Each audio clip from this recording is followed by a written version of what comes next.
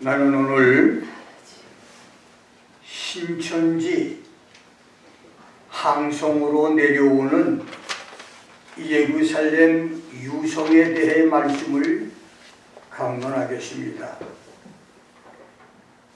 계시록 20장에서 용과 사단 마귀를 결박해 1000년 동안 무적행 지옥에 투옥을 시키는 계시와 순교 성도들이 부활하여 대환란 통과 성도들과 더불어 예수와 함께 1000년 동안 왕노릇하는 계시와 1000년 왕국이 끝나면서 사탄 마귀를 영원한 유황불 지옥에 던져넣는 계시와 하나님께서 크고 신 보좌에 앉아서 생명책에 기록되지 못한 모든 사람을 심판하여 지옥으로 보내는 두렵고 떨리며 모골이 송연하고 그 소름 끼치는 계시를 보았던 요한은 계시 장면이 바뀌면서 지금까지와는 전혀 다르고 새로운 계시, 환희와 경의로 가득 찬 구원 약속의 계시, 새 하늘, 새 땅, 신천, 신지, 천국에 대한 계시를 봅니다. 계시록 21장 1절로 8절은 신천, 신지, 천국에 대한 계시로 1절, 2절에서 새 하늘과 새 땅은 처음 하늘과 처음 땅이 없어진 곳이다. The first heaven and the first earth passed away. 여기서 없어졌다고 하는 말의 헬라어 파레 코마이는 pass from one condition to another, 어떤 상황, 조건이나 상태가 다른 상황과 상태로 바뀌었다고 하는 의미로, 이 말은 현재 여러분과 내가 살고 있는 하늘과 땅이 없어지고 질적으로 새로운 하늘과 땅이 생겨났다. 새로운 질서의 천지 창조가 있었다고 하는 뜻이고, 두 번째는 바다가 다시는 있지 않는 곳이었다.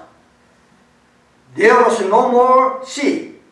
이 말은 죄와 타락과 사망으로 가득 찬 옛 질서와는 완전히 다른 새 질서의 세상이 된다는 영적인 해석도 있지만, 본문은 문자 그대로 신천, 신지, 새하늘, 새 땅, 천국에는 바다가 없다는 뜻입니다.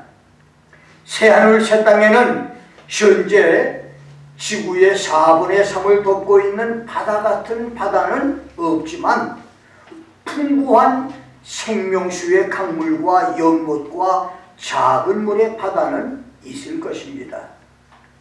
세 번째로 3절로 8절까지는 신천, 신지에 거하는 천국 백성들이 받아 누릴 12가지 축복, 이 말씀을 예고한 것으로 3절과 7절에서는 하나님이 그들과 함께 계신다고 했습니다. God dwelling among them. 두 번째는 하나님이 그들의 하나님이 되신다. God will be their God 라고 했고, 세 번째 4절에서는 하나님이 그들의 눈에서 모든 눈물을 씻겨주신다. God shall wipe away all tears. 네 번째는 더 이상 그들에게 사망이 없다. No more death. 그 다음 다섯 번째는 슬퍼하거나 애통하는 일도 없고, 여섯 번째는 곡하는 것도 없고, 신천, 신지, 천국에서는 심지어 구원받지 못해서 지옥에 들어가서 영원한 고통을 당할 부모, 형제, 자매, 친척, 친구 때문에 괴로워하거나 눈물을 흘리는 그 일까지도 없게 하신다는 말입니다. 그 다음 육신의 질병으로 아픈 것이나 마음에 아픈 것도 없으며 no more pain. 그 다음 5절에서는 모든 만물을 새롭게 하시고 all things made new. 6절에서는 풍성한 생명수로 어떤 목마름도 없게 하신다. Plenty of water of life. 그 다음 10번째는 7절에서 영원한 자녀의 권리를 주어서 아버지와 아들, 딸의 관계를 유지해 주신다.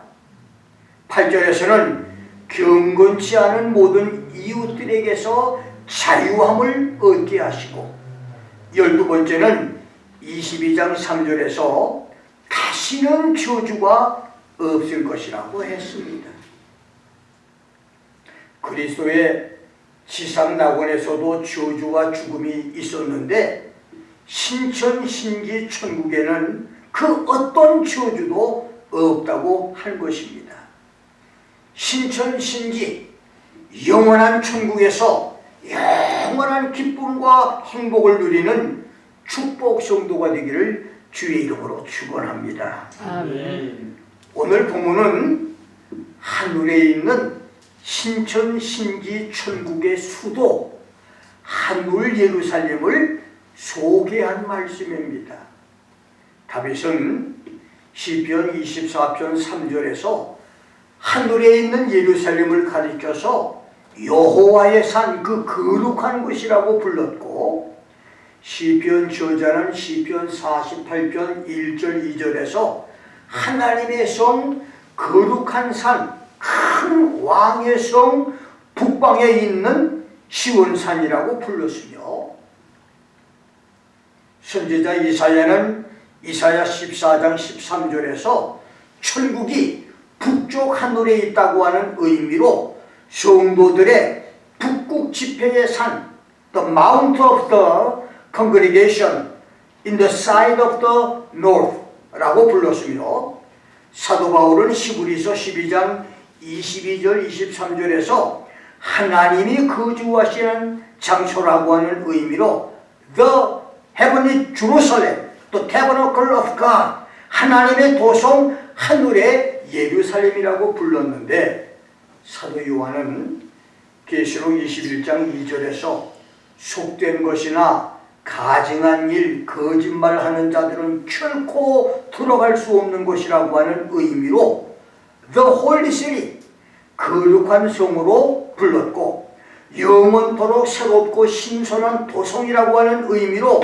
새 예루살렘으로 불렀으며, 21장 2절과 9절에서는 구원받은 성도들 중에서 거룩한 성도의 삶을 살아온 예수의 신부 성도들이 들어가는 곳이라고 하는 의미로 신부, 어린 양의 아내, the bride, the lamb's wife라고 불렀고, 10절에서는 the holy Jerusalem, 거룩한 성 예루살렘이라고 불렀으며, 요한복음 14장 1절로 3절에서 예수님은 하나님께서 거주하시고 그의 천국 가족이 함께 살 곳이라고 하는 의미로 아버지의 집, the father's house라고 불렀습니다. 그렇습니다. 천국의 수도의 하늘 예루살렘은 공산당 당성이 강한 자들만 거주한다고 하는 평양이나 베이징보다 더 의미가 강한 성으로 구원받은 성도 중에서도 예수 신부 성도만 들어갈 수 있는 그런 거룩한 성입니다. 그래서 어린 양의 아내 예수의 신부라고 부를 것입니다. 우리 중에서 예수님의 신부로 천국의 수도 하늘 예루살렘에 거주하는 사람들이 많이 나올 수 있기를 주의 이름으로 축원합니다. 아멘. 하늘의 예루살렘은 11절 말씀에서 하나님의 영광이 있는 곳입니다.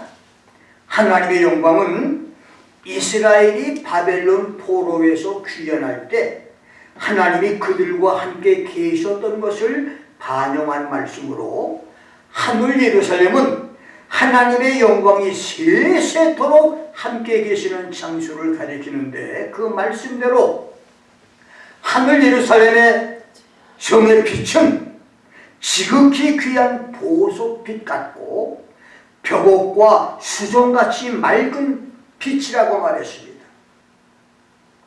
새 예루살렘은 그 자체가 발광제처럼 빛을 가지고 있는데, 그 빛이 보석 같고 벽옥과 맑은 수정 같다고 하는 말입니다. 그리고 새 예루살렘에 사는 성도들이 이 세상에서 이미 말씀과 성령으로 거듭났고, 그들의 행위는 예수의 보혈로 죄 사함을 다 받았으며 날마다 진리의 말씀으로 양육을 받아 성화돼 빛으로 살았고, 주님의 재림과 함께 빛이신 그리스도를 닮아 영광의 몸으로 완전히 변화됐으니, 그때에 의인들은 자기 아버지 나라에서 해와 같이 빛나리라고 하는 마태복음 13장 43절의 말씀처럼 그들이 천국에서 빛날 것이니 하늘의 예루살렘은 빛을 발할 수밖에 없을 것입니다. 두 번째는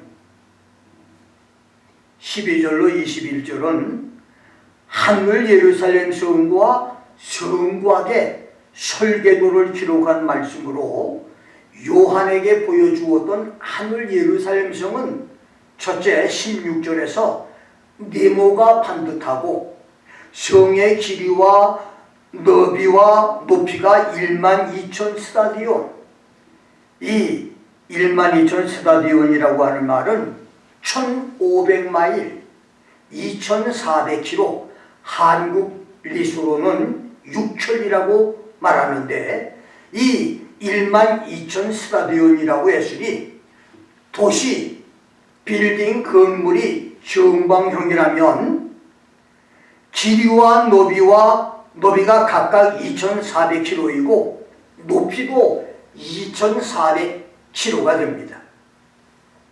건물의 한 층 높이를 6m로 계산을 한다면 40만 층, 4m로 계산을 하면 60만 층의 초고층 건물이 되는데, 새 예루살렘이 정방형 도시라면 이곳의 인구 수용 능력은 불가승시의 천문학적인 숫자가 될 것이고, 이 성을 피라미드형 도시로 가정을 해도 도시의 크기는 대략 225만 평방마일이 되고, 이것은 런던의 15,000배, 뉴질랜드의 20배, 독일과 프랑스를 합친 것의 10배가 되며, 미국의 동부 해안에서 미시시피 강과 캐나다 국경에서 멕시코만까지 거리에 해당하는 넓은 지역으로 새 예루살렘의 런던과 같은 인구 비례로 사람이 거주하게 된다면 대략 5천억을 수용할 수 있으니 현재 지구 인구의 60배 이상이 거주할 수 있는 초거대 도시가 되는 것입니다. 2023년 현재 지구촌에 인구 1,000만 명을 넘는 메가 도시는 세계 9위로 2,490만을 자랑하는 서울을 비롯해서 중국의 14개 도시, 인도의 6개 도시 등 총 47개의 메가도시가 지구촌에 있는데, 높이 300m 이상 되는 고층 건물 맞춰놓는 세계 초고층 5위 롯데 월드타워를 비롯해서 100개 이상의 마철로 빌딩들이 있는데, 지구촌에서 인구 1,000만 이상의 47개 메가도시와 높이 300m 이상의 마철로 빌딩을 모두 한자리에 모아 놓아도 새 예루살렘과는 비교가 안 되는 구후일모 조족지혈입니다. 그렇게 크고 아름다우며 영광과 빛으로 찬란한 하늘의 예루살렘이 여러분과 나를 기다리고 있으니 그것을 사모하고 그 날을 기다리며 사는 믿음의 사람들이 되기를 주의 이름으로 축원합니다. 아멘. 하늘 예루살렘 성은 18절에서 맑은 유리 같은 정금으로 지어졌고 성의 도로 길은 21절대로 맑은 유리 같은 정금이었다. The street of the city was pure gold, like transparent glasses 라고 했습니다. 예루살렘 성과 성의 길은 유리가 아닌 실제 정금인데 지구촌에서는 우리가 한 번도 보지 못한 유리처럼 투명한 정금, 귀한 정금이라는 말입니다. 이 세상에는 그런 금이 없어요. 그런데 천국은 아예 새 예루살렘 성이 그런 정금으로 지어졌고 길도 아예 아스팔트가 아니고 아예 유리같이 맑은 정금으로 길이 다 만들어졌다는 겁니다. 얼마나 엄청난 길입니까? 2009년에 내가 처음 캄보디아 선교를 갔을 때 시엠립에서 시소본까지 택시로 약 5시간이 걸렸는데 진흙탕길에 길은 좁고 물 웅덩이가 많아서 차가 빨리 갈 수가 없어요. 심지어 가다가 택시 운전사가 길에서 내려갔고 길을 이렇게 쳐다봅니다. 그래서 어디가 물이 있는지 없는지 보고 그 다음에 운전을 해요. 그러다 보니까 약 5시간이 걸렸었습니다. 그런데 그동안에 그 길을 아스팔트 포장이 잘 돼서 이번에 선교 여행을 가봤더니 1시간 반 조금 넘게 주행이 가능해서 얼마나 감사했는지 모릅니다. 하늘 예루살렘 도로는 아스팔트 포장이 아니라 유리처럼 투명한 정금 도로이니 얼마나 놀라운 일입니까? 그럼 세 번째는 22절에서 성 안의 성전은 주 하나님과 어린 양이 성전이라고 했고 23절에서는 예루살렘 성은 하나님의 영광이 비추고 어린 양의 등불이 되심으로 해나 달의 비침이 쓸데없다고 했으며 24절 26절에서는 만국이 그 빛 가운데로 다니고 땅의 왕들이 자기의 영광을 가지고 그리로 들어오고 사람들이 만국의 영광과 존귀를 가지고 그리로 들어온다고 했으며 지구보다 40배나 큰 천국에 얼마나 많은 나라가 있을지는 모르지만 하나님과 어린 양이 세우신 만국의 왕들이 원할 때마다 자기 영광을 가지고 예루살렘을 왕래할 수 있다고 했으니 얼마나 벅차고 가슴 설레이는 일입니까?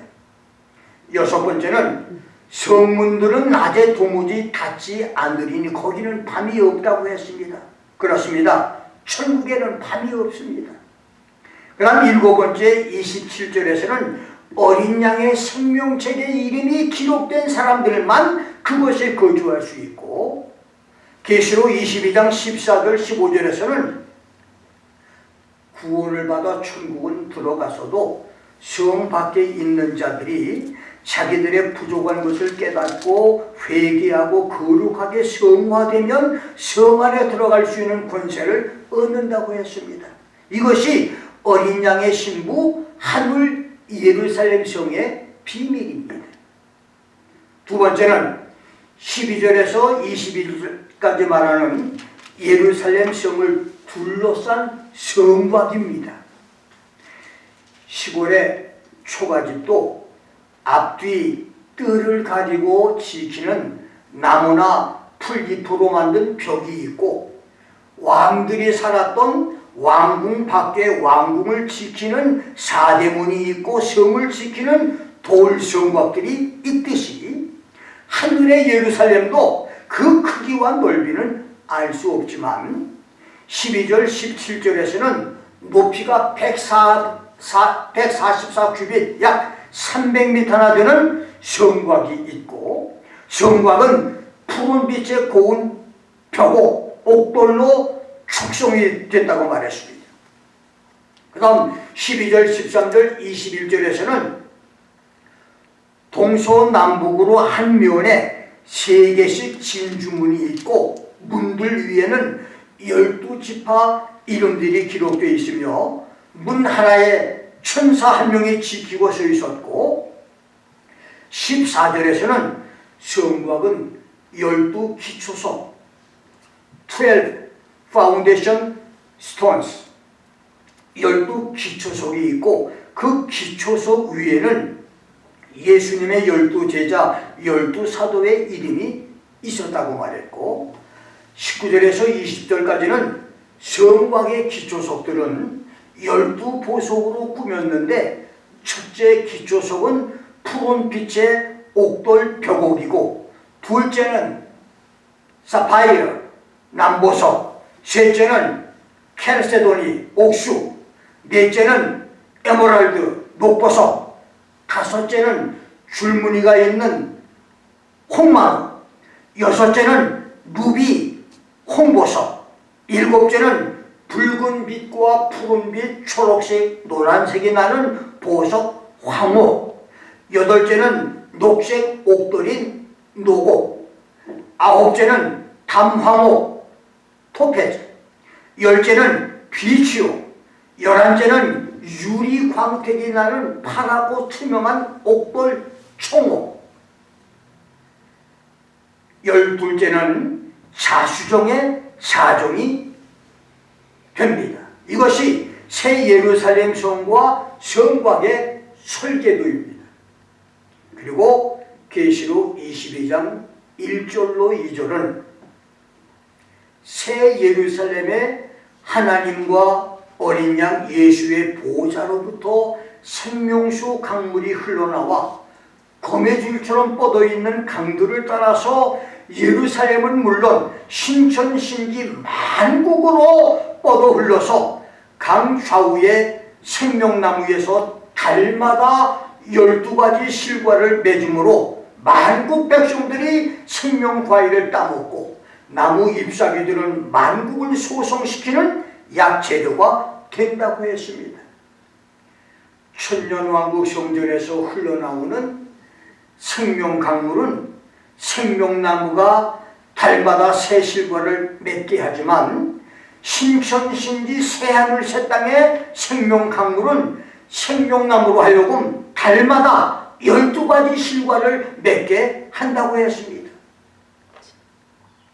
천년왕국의 생명강물은 지구촌을 살리지만 새하늘 새땅 신천신지의 생명강물은 지구의 40배가 넘는 그 엄청난 천국을 다 살릴 것이라고 성경은 기록하고 있습니다. 이러한 신비한 기적의 역사들이 구원받은 성도들에게 장차 나타나게 될 것입니다.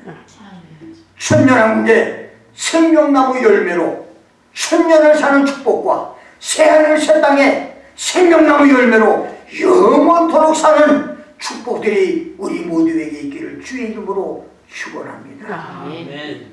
마지막 세 번째로 신천지로 내려오는 예루살렘입니다.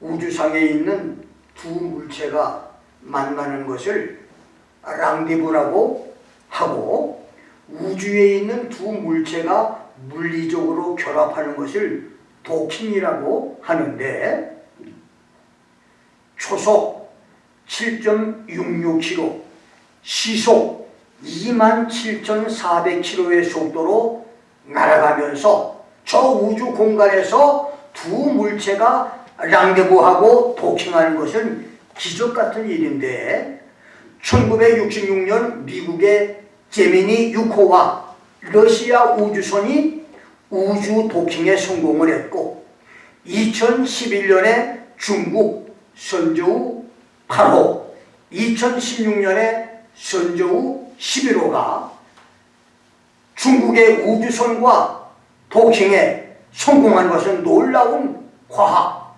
쾌거라고 말합니다. 앞으로도 세계 과학 선진국들은 우주 과학 개발로 많은 쾌거를 이룰 것인데 사도 요한은 2000년 전에 먼 훗날 미래에 하늘 예루살렘 유성 별이 하늘에서 신천 신지 행성 별로 내려와 두 별이 하나가 되는 것을 보았다고 했습니다. 작은 기계가 우주에서 만나는 것을 인류의 역사적 쾌거라고 하는데, 거대한 유성별과 행성별의 만남을 무엇이라고 불러야 되겠습니까? 그런데 그 일이 실제 있을 것을 오늘 본문은 말씀하고 있습니다. 요한은 계시록 21장 2절에서 내가 보매 거룩한 성 새 예루살렘이 하나님께로부터 하늘에서 내려오니, I saw the holy city, New Jerusalem, coming down from God out of heaven. 그 예비한 것이 신부가 남편을 위하여 단장한 것 같더라고 했고, 10절에서도 하나님께로부터 하늘에서 내려오는 거룩한 성 예루살렘을 보았다. He showed me the holy city, Jerusalem, coming down out of heaven from God이라고 했으니, 그렇습니다. 영원한 천국이 시작되는 그날에 광활한 저 하늘 우주에 있는 예루살렘 유성별이 신천 신지 새하늘 새 땅 천국 행성 별로 내려와서 두 별이 도킹으로 하나가 될 것입니다. 영원한 천국은 거기서부터 시작이 됩니다. 이것은 과학과 이성으로 물리적인 설명이 불가능한 불가사의입니다. 여러분, 우리는 예수님의 별에 대한 말씀을 성탄절마다 합니다. 동방박사 세 사람이 예수의 별이 지구촌에 찾아와서 그들의 길을 안내했다고 바벨론에서 예루살렘까지 안내한 것을 우리는 알고 있습니다. 그 별이 지금 우리 하늘에 떠 있는 저 별들같이 그렇게 한 것이 아니고, 밤에 헬리콥터가 이제 어떤 사건을 알려주기 위해서 헤드라이트를 비춰서 쫙 비춰서 땅에 있는 물건들을 다 볼 수 있게 만들듯이 예수님의 별은 동방박사들을 그렇게 길을 인도했어요. 그냥 막연하게 하늘의 별로 지나간 것이 아닙니다.